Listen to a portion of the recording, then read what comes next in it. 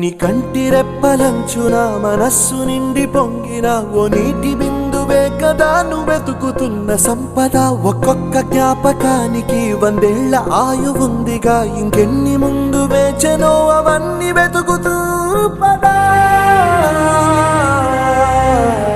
మనుష్యులందు నీ కథ మహర్షిలాగా సాగదా, మనుష్యులందు నీ కథ మహర్షిలాగా సాగదా.